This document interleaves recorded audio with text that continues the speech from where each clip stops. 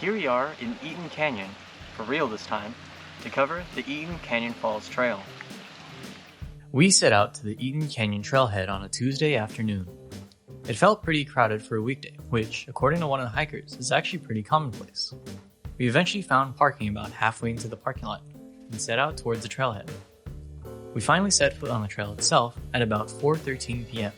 and made our first of many crossings of the riverbed only a few minutes later. The trail stays pretty flat and wide for the majority of the trek, while still providing very scenic surroundings. Eventually, you'll pass under the Chuck Ballard Memorial Bridge, which marks the halfway point up the Eaton Canyon Falls Trail. By now, the previously dried up riverbed had begun to look like an actual river. The trail up to this point had been pretty mild in terms of intensity, but the difficulty certainly begins to rise as we begin to close in on the waterfall.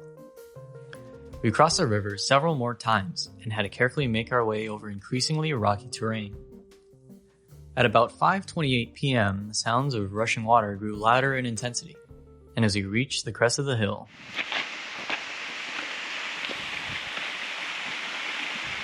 it took us a little over an hour that day to finally reach the waterfall, not to mention all the time spent last week. The cool, flowing waters of the Eaton Canyon Falls represented more than just the end of the trail.